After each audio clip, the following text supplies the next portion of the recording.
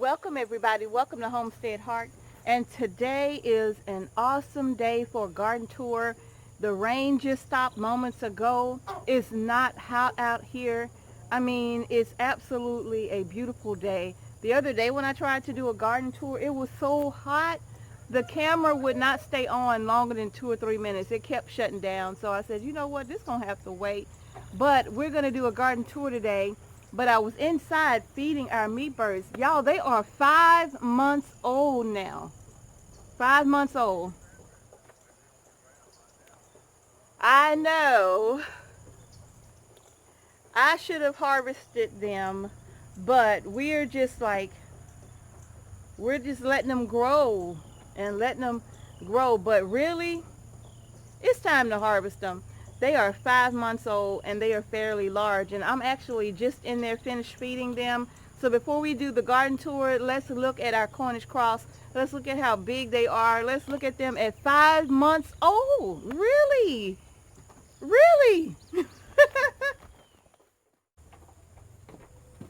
All right, let's go inside. They're eating. They have their water. Look at him standing in the food.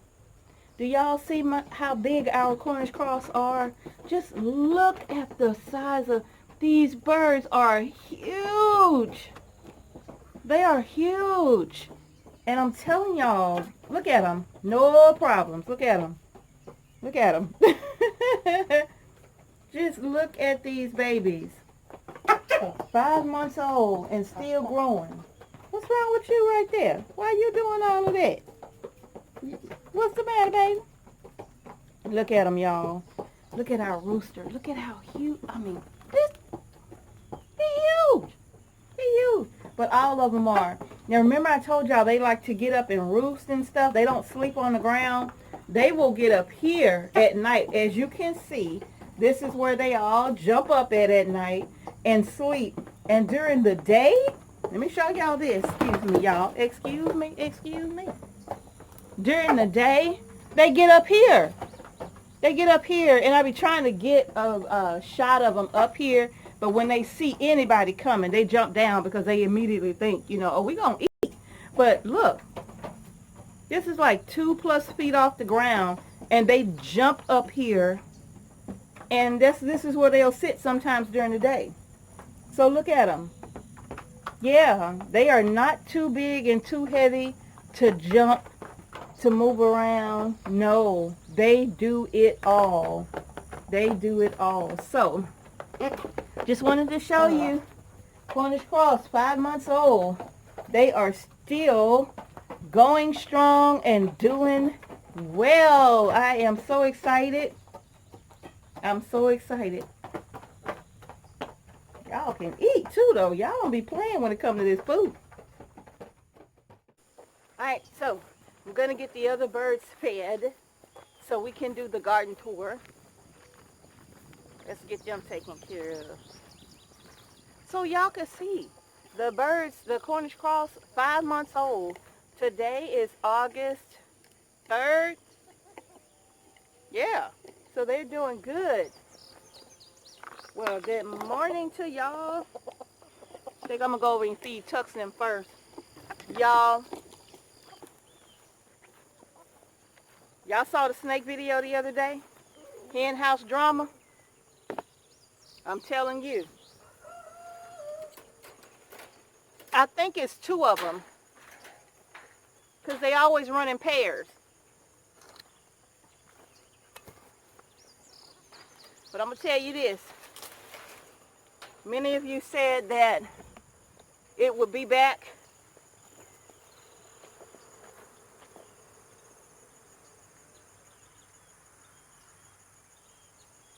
Many of you said that it would be back.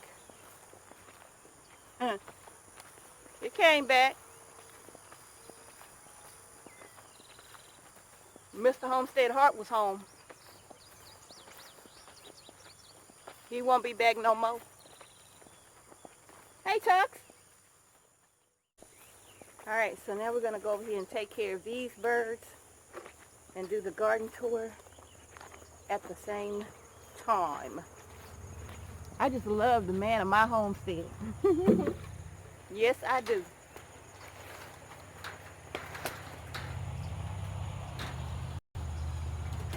He is such a sweet and wonderful husband. He really is. And when something does not, when something don't please Miss Homestead Heart, if something frightens Mrs. Homestead Heart, I'm here to tell you, he ain't having that for long. He takes care of that right away. Sweetest husband ever. All right, y'all. Let's start out here at the big garden. Let's get this underway. Yeah, it don't look good. Remember, the good, the bad, and the ugly. Okay? So I'm going to show y'all this garden is ugly. So do y'all remember this area? This was our big garden right here that we cleared out. We put down wood chips and all of that. And look at the grass. You don't even know that this is covered with wood chips because the grass has really grown here. And I mean, we put down layers and layers of wood chips, okay? Probably about 4 to 5 inches of wood chips we put down here in the garden. But let me tell you why we just let it go, or rather I just let it go. You see what the deer, see what they did? All of my brassicas, right? They just ate them down to nubs. Nothing left. Ate them down to nubs. Look at my little cushaw plant here, right? Look, I left this out here so you could see it. See? Just eating out of it. Just having a fantastic time eating out of it. And then, of course, what's left of this squash plant and these over here, the vine borers and the squash bugs, they just kind of decimated the plants over here. So yeah, these poor plants here, they just didn't have a chance.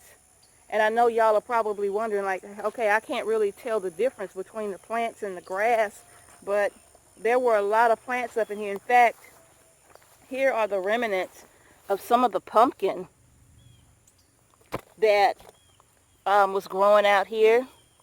Yeah, just a few pumpkin here and there. Look at this one. Oh, wow.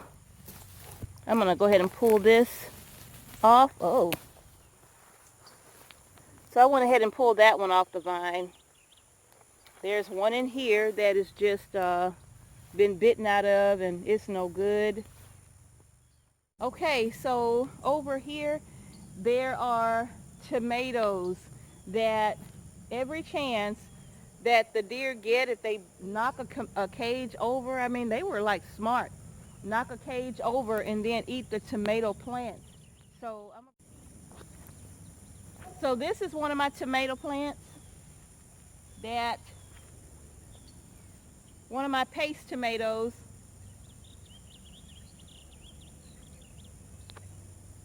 Yeah, they just been biting off the tops and chewing all on it. Everything, right?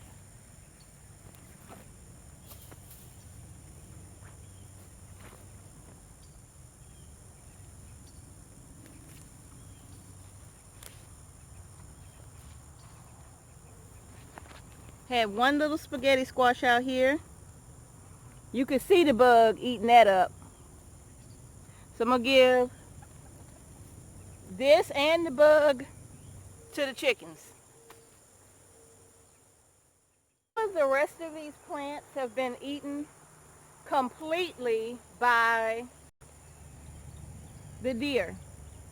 I mean, there's nothing left here at all. I mean, it's just a mess. The only success that is still happening in this garden is this tomato plant and my tomato plant back here. These two, somehow, they're still surviving. Yeah, so this is my Amish paste tomato. And the Amish paste is doing really well. So it's surviving. The other Amish paste is surviving. So that's the only thing out here in the big garden that's still doing well. Everything else is just a disaster. Yeah. Over here is all of our beans. All of our purple potted pole beans. And for some reason, they didn't do well either, you know. Yeah, they just didn't do well. Oh, sorry. They didn't do well at all. They got a lot of little beans coming, but they didn't do well at all, right? Now, those beans, those bush beans, or wait, Blue Lake bush beans, none of them did anything. So, I don't know if I'll buy those again, but they didn't do well. Now, right here is my little Thai chili pepper that my daughter loves. I remember me talking about the loofahs. So the last video I did, I think I only had about 5 or 6 loofahs. But now let's count these out, right? Because this is the great success of this garden, the loofah, okay? And this was the thing I didn't think I was going to get anything from. Everything that I was hoping to get a harvest from, like the beans, none of it, right? They just didn't do well, right? Well, these probably would have been better, but yeah, long story. Y'all remember the whole spider bite thing? Yeah. And I didn't come out and harvest, and I don't know, the plant just didn't do so good. But the loofah, tremendous success when I thought it was just going to be something I need to pull out of the ground, okay? But look at these loofah plants here. Look at the fence line all the way down. The whole fence line here. Loofah. And it's still growing. Late in the summer, it's still growing. Look at how it's coming across here. So I'm just going to let it continue to grow. But let's look at them now. We have 1 here. There's 2 there. I don't want to miss any. There's 3. There's 4. And let's follow the vine. There's 5, 6, 7. That one was small the last time I did this video. So that's 7 right there. 8. Look at this vine, how it's curving on down, coming back up and around. Look at that, y'all. Here's another little one, 9, 10. This one was tiny the last time I did that video. That's 10. Oh my goodness, I feel like I'm missing some because I know they're hiding. Oh, yeah, here's one. 11. Right? Wait, I think there's more.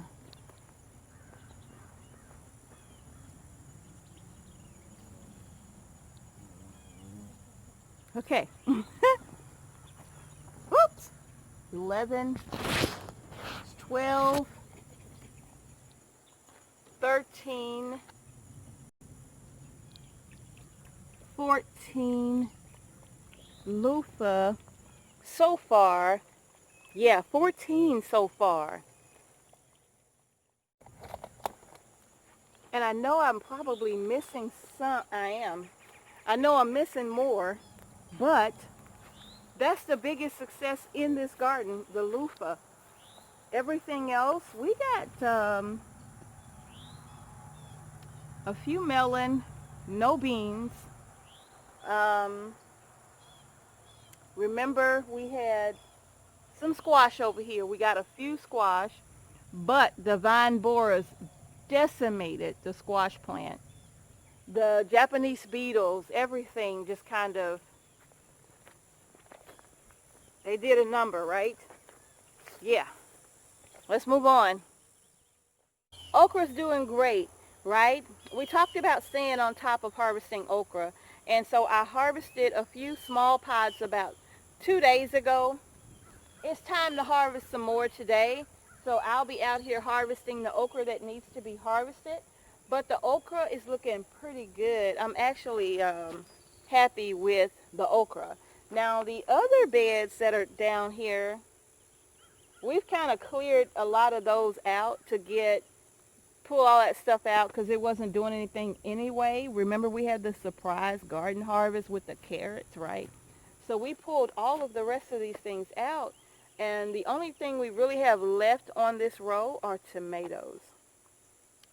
And somebody made a comment because we have a major Japanese beetle problem out here. And somebody made a comment about getting ducks because they help with that. They help with the pest in the garden. And so I'm actually going to just look into that. I'm going to look into that and check on that and see because, yeah, I think that would be cool if they could help out with that, right? But I'm going to take you down here and show you the tomatoes, and I'm going to show you how the Japanese beetles, they are literally all over the plant. Really, like all over the plant. So let's go look at the tomatoes. Okay, you all, let's look at these tomatoes. Now, what we've had to do, all the cages are on the ground. The wind kept blowing them over and knocking the plants over. And so we just took the cages off. But another reason why is because although the cages really, I think these type of cages are a good idea, but for us, not a good idea. You know, if you have a smaller home garden, maybe where you don't have as many pest problems, then these type of tomato cages might be awesome for you. But we have a ton of Japanese beetles, right? So every time we would literally go in to try to get a tomato, we are fighting Japanese beetles just to get the tomatoes, right?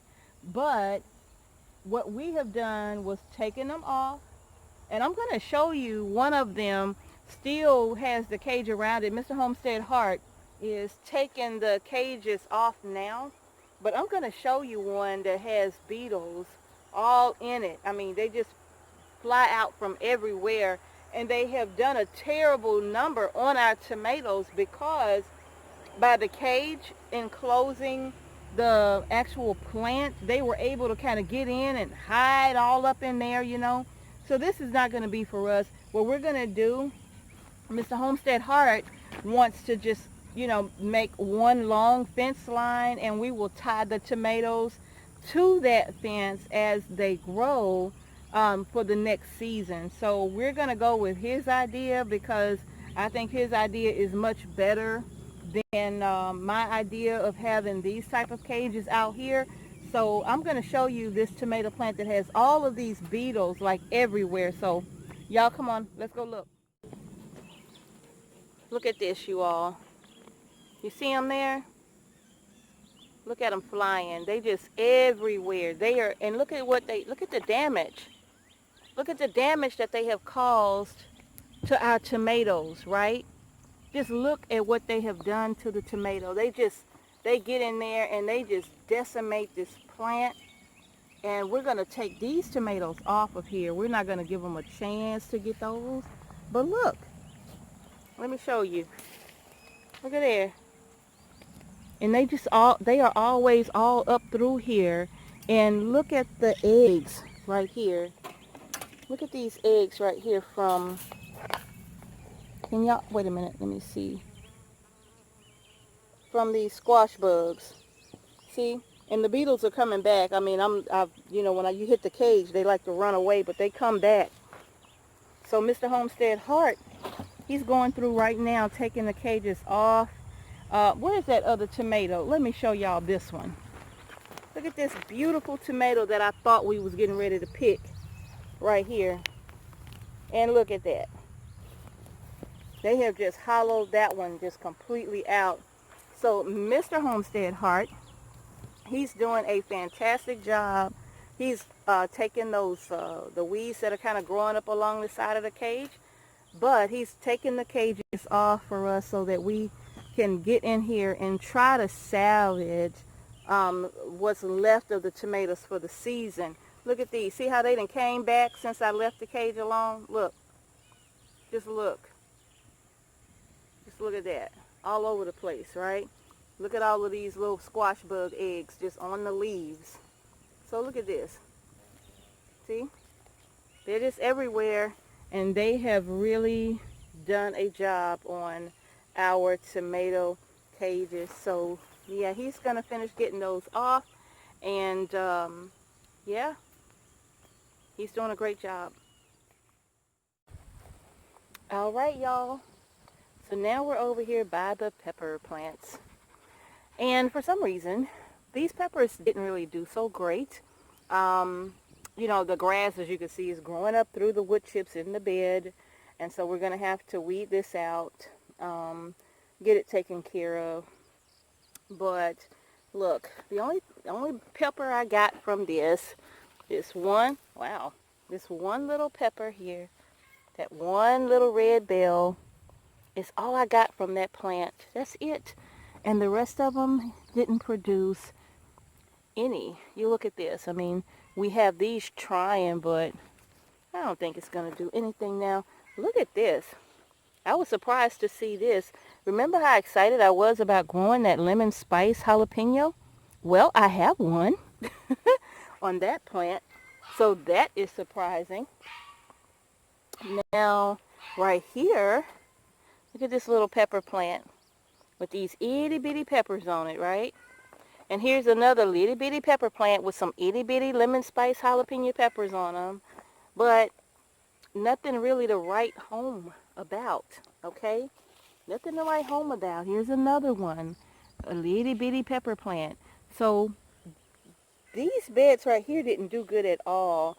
Now, I had cucumber planted on this end, and it didn't do anything. Nothing at all. So I'm not sure what's happened in this bed right here, because all of our beds, well, let me explain. So all of our garden beds were pretty much done the same way, right? We fertilized them the same. We put the same amount of wood chips in all of them. We pretty much did them the same. But these peppers didn't do so well over here. The cucumbers didn't do good at all over here. And so really it could have been an issue with the pest. But I'm going to show you my next bed, and I'm going to show you the pepper plants in that bed. Major, major difference. All right, you all, look at this pepper plant here. Look at it. It's huge, right? And look at it. Just look.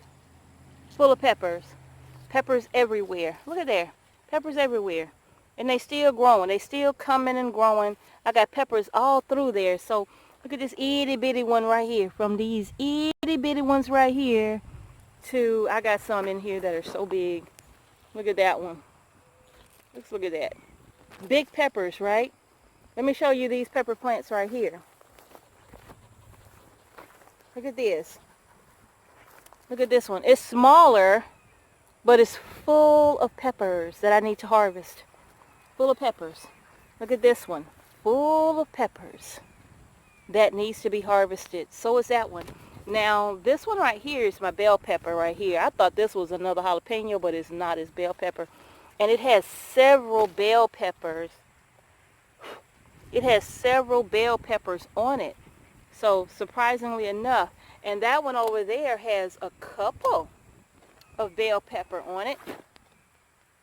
So, yeah, that is good news. And this one is another jalapeno pepper plant. Look at there.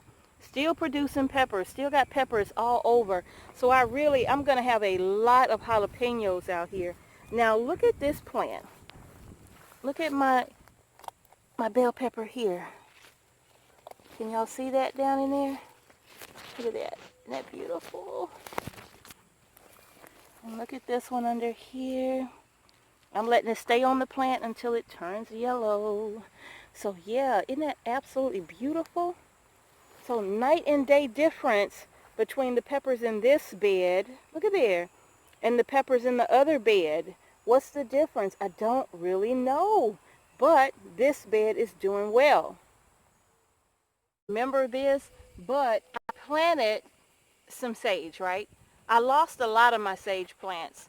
And all I had left, hey bud, all I had left was about something this big with sage, and I didn't try to separate them or anything like that. I just took the whole thing and planted it right here. I didn't separate any of the plants. It was probably like, I don't know, 7 or 8 sage plants together, and I did not separate them. Hey, bud. Hey, bud. I didn't separate them. I just picked, because I planted them in one of those little plastic containers that you might plan your meals with. And so I just picked the whole little thing up and sat it in here and planted it and covered it with dirt and wood chips. And now I have a beautiful sage bush, and I know I won't be able to plant anything in this bed right here for next season because sage will take over. So I'm not going to plant anything in this bed next season. I'm expecting this sage plant to have literally taken control of this whole bed. But the sage is doing good. It smells absolutely, it smells so good. It smells so good. Full of flavor. It smells good and it's full of flavor. Yeah, I love it. I love it. This is awesome, right? So this is a success of my onion bed. This is what's left of the onion bed, okay? Now, see, a lot of them are just coming out anyway because the tops have just fallen over. So I got to get out here and just get the onions out of here, right? And these are kind of, some of them are on the small side, but hey, I'll take them. I'm not complaining. I'm going to take them. These are my onion, and I love onions. So I'm going to harvest the rest of what was in this bed. Now, we've been eating these as we go anyway, okay? Look at the grass. Look at this. Look at how the grass just kind of, oops, I pulled up my onion too. Get the grass out of the way. But do y'all see? See those? So I'm going to come and get the rest of these onion out of here and get them harvested. And yeah, so I'll do that and show you those in another video. But yeah, the onion was good. We harvest and eat onion every day. So the bed is, you know, it has a whole lot less in it than at first because I'm always cutting, chopping, eating onion. And I love onion and garlic. So yeah, this was a pretty good success. I just should have planted a ton more, right? So yeah, so far I like the onions. They're good. I got to be honest with you, the white Spanish sweet is my new favorite. The yellow Spanish sweet is good, but the white Spanish sweet, it is so delicious and packed full of flavor. I love it. All right, y'all. So I'm sure y'all remember me planting eggplant. And I just left it in here to show you. I just wanted you all to see what the bugs had done. Look at there. And for some reason, look, it's still trying to produce something. But just look at the condition of this plant. Look at this one. The slugs, the snails, all of it, the ants, they have just, they took them out. But I just can't believe this one has the nerve to be trying to produce something. Look at there. Yeah. So yeah, the biggest issue here in our garden is the pest. All right. Look at these flowers. I mean, I know they're dying back, and that's okay because they're constantly producing brand new flowers, right? They're always producing new flowers. So as we lose some, we get more. We get more, right? Like these beauties that are about to open. And look at this one just getting started.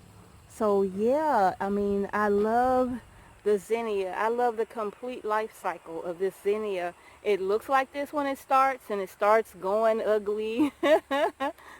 And then it ends up looking like that. But isn't that just the circle of, that's just the circle of this plant's life. And I absolutely love this plant. But let me show y'all this. Look at this. This right here was just left here for no real reason. No real reason other than I just didn't want to pull it out. Okay, look at this. Look at this cabbage plant. And it's even got a little head on the inside.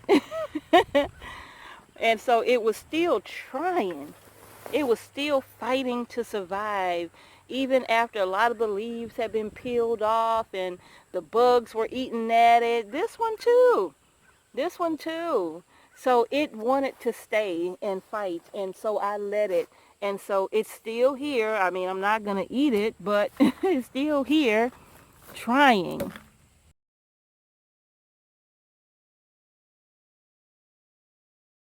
So I just pulled this up out of the ground to show you. Now, this is pretty much done. But do you remember that vegetable that I call like the surprise vegetable, because I didn't know what it was? It was some seeds that I had gotten from Emma Gardner, and it was supposed to have been Brussels sprouts, but it wasn't, right? So it was supposed to have been Brussels, but it ended up being a mystery vegetable. And it turned out that it was called a China rose radish. Now, I didn't know what it was, so I didn't harvest it because I didn't know what I was harvesting. I didn't even know when to harvest it because I didn't know what it was. Now, one of the things I can say about this China rose radish is that it's different from the other radishes. Look at the size of this plant. Look at that. I mean, this plant is massive. They get pretty big. I mean, 3 to 4 feet tall. I had one that was about 4 feet tall from a China rose. It's a radish, but it was about 4 feet tall. And I let it grow because I didn't know what it was. Once I found out what it was, I didn't want to harvest it. It was much too late. The radish probably would have been woody. And so I thought, wow, what a waste, right?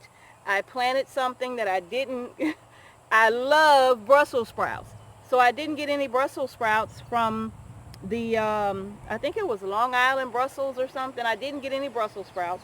And then I wasn't able to harvest what I planted in time, again, because I didn't know what it was. So I thought hope was lost. But it wasn't. It wasn't. Once this plant started going to seed, I just started letting the pods turn brown, and I said, well, hey, I could just collect the seeds from them and have additional radish seeds to add to my collection. But one day, because I couldn't harvest the radish, our other radishes were done for, right? The French breakfast radish that we planted, those were so good. The watermelon radish, we had a few, but not a lot of those. The French breakfast is absolutely awesome. I love it. The China rose radish produces these beautiful little seed pods. And I'm going to tell you something. Look at these little pods here. I'm going to break one off. I just pulled this out of the ground. I'm going to break it off. Whoops. And they're little, right? They're itty bitty. Some of them are bigger. And let me see if I can find a bigger one. Here's a bigger one. Now this one, because it's kind of turning colors, it's too big, you know, but look at this one. And they are big. It's got spots all on it. But I'm going to tell y'all something. This right here, whoops, putting this in a salad, the little seed pods, when they're small like this, putting them in a salad, these are so good. I mean, I absolutely love them. I just was coming out in the garden, like I am right now.